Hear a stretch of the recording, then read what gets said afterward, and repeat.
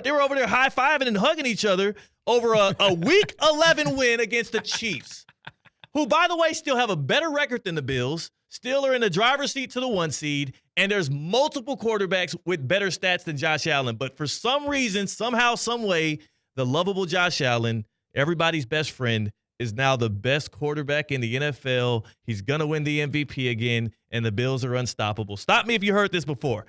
I don't know. So, C-Cat, for you, you're being more reasonable today. But do you really feel like what you saw last night from the Bills makes you feel more confident that they can beat the Chiefs in the playoffs? Like, do you now – is that like a data point that you're going to use going forward? Like, okay, I'm going to go with those Bills now. I believe more so that they can beat the Chiefs in the playoffs because they just beat them in a football game less than 24 hours ago. Yeah, nice. Of course. Okay. All right. Wouldn't you? Aren't you a little bit less confident? Not at all. I told, but we had this conversation going into the weekend. I said the Bills-Chiefs game, though it will be entertaining, and though it does feel like it matters to a lot of fans, it actually doesn't matter that much specifically to those two teams involved. You heard it from Josh Allen following the win, who had a very tempered tone, like, oh, I mean, it was cool and all, but, we still got to see those guys again. And you saw it from the Chiefs afterwards, who felt unbothered. Yes, the perfect season is gone.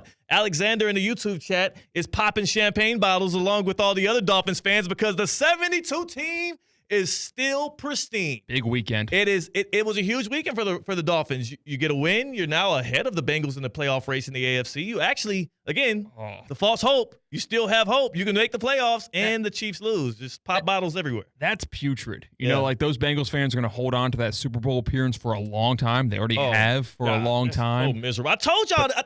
But that's incredible. I didn't even realize that. That as bad as this Dolphins season has been. Yes, they're better than the Bengals. The Bengals have beat nobody good. The Bengals have beat no. And then they get in these close games, and Joe Burrow puts up these amazing stats, and then everybody's like, well, look at his stats. Look at his stats. His stats are so good. Joe Burrow had multiple chances to win that game, and he missed. Jamar Chase was wide-ass open. Every single play you run, if you're the Bengals, read number 1 or read number 2 needs to be where the hell is number 1? And should I pass him the ball? And there's been multiple times this year where if Joe Burrow would have just looked at Jamar Chase and threw him the ball, they would win those games. He's lost those games. Some drops in there, too. T. Higgins dropped a touchdown, a beautiful ball thrown over double coverage. Yep. But I think Joe Burrow played good enough to win that game. No, he didn't. He actually didn't because they lost the game. That's how that works. He didn't play good enough to win the game. If we run the simulations 100 times and Joe Burrow is the same guy he was last night, I think the Bengals win more of those games and then lose. That's not how football works, though. I think there's certain area of variables. People like to coddle this dude, Joe Burrow. I don't understand that. So what are you saying about Joe Burrow? He's outside of the top 10 of quarterbacks in the NFL right now? He still is really good. He's really up there. He's still a very, very good quarterback, bordering on great. He needs Jamar Chase, who's looking like one of the best receivers in football right now, and T. Higgins to be out there to be effective. And that's not a knock on him. And who doesn't? Is Justin Herbert. He doesn't need anyone close to as good as T. Higgins. We saw it on the other side of the field. Yeah. And we want to crown Joe Burrow. We want to coddle him. Win the damn football game. Justin Herbert's doing it with Ladd McConkey.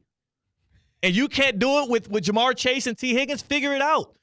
Your defense found ways to get stops in that second half. They got you back in the game. Figure it out, damn it. Like, I can't stress enough how we give all these excuses to people like Joe Burrow, and then we're overly critical of a guy like, come on, Lamar Jackson, who your offensive coordinator is playing you out of these games left and right. C-Cat, Jalen's been waiting to get at you about these Ravens. And before we go to break, I do want to get your Ravens take. I want to get your Ravens take on what made you feel like you lost that game. What was that take there that you put up on the YouTube chat?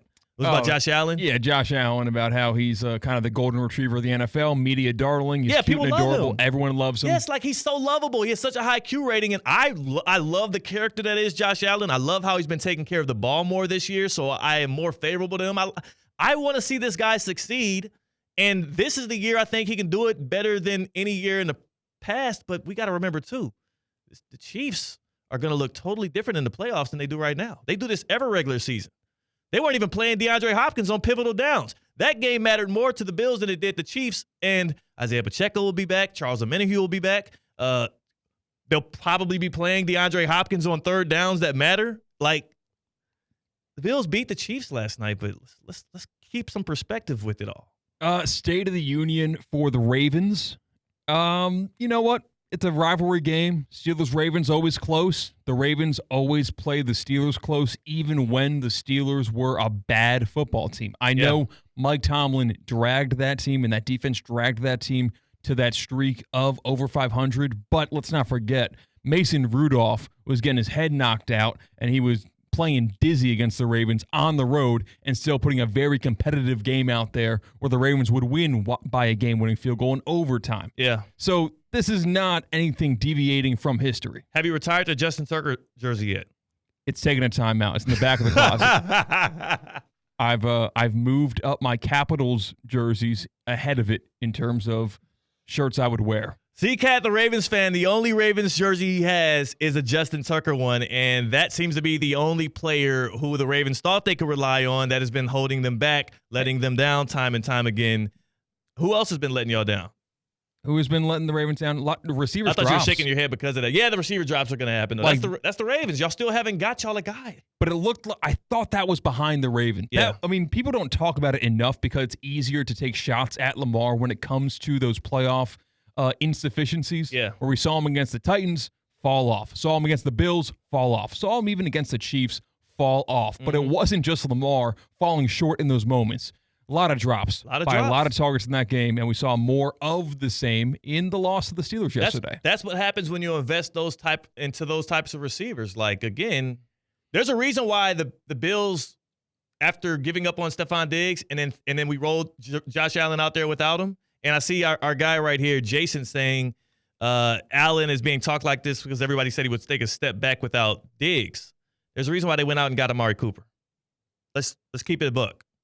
There's a reason why they went out and got that guy that you could throw it down the sideline to, back shoulder fades, could be a sure-handed target, and they're going to use him more as we get deeper into the postseason, as we get to the postseason. You need sure-handed guys out there. There's a reason why the Chiefs went and got DeAndre Hopkins. You need somebody you can trust in these pivotal moments. Zay Flowers is not that guy. He's a first and second down guy, not a third down guy. You can lead a horse to water, but you can't make him drink it. Like, I don't care about what about this guy who's doing great with no weapons? Like, a drop's a drop. Yeah. There's nothing that Lamar Jackson or Josh Allen or Mahomes could do to mitigate drops. And Joe Burrow got T. Higgins and Jamar Chase out there. Can't figure it out. T. Higgins going to get paid more than Brandon Ayuk next year. He should. Man, Brandon Ayuk, by the way, what a hit to his just like. But coming into this year, everybody was like, one of the more underrated receivers in the NFL. Now he might be one of the more overpaid. Biggest statement coming off of this football weekend. Who made the biggest statement? C-Cat and I agree. Josh Allen made the biggest statement towards an MVP. He's going to have to back that up, though, when the Bills have to play the Lions, as well as even next week when they come off of the bye, when they have to play the San Francisco 49ers. I need to see more before we crown this guy, Josh Allen, who is a regular season merchant at this point. 888-760-3776. No, a regular season merchant. 888-760-3776. What's up? We've only played regular season games in 2024. Yeah, I know. I'm talking about in the whole. And that's an MVP is a regular season award. No, I'm talking about how Damian Woody and Rex Ryan are on national television crowning Josh Allen as the best quarterback in football, though. And it's all based on the fact. If the Bills have this same outcome, but it was against even the Ravens, even the Bengals, we're not talking this way. It's because it happened against the Chiefs. But let's not forget, every time the Bills beat the Chiefs in the regular season, who ends up hoisting the Lombardi trophy at the end because they go through the Bills in the playoffs that same year?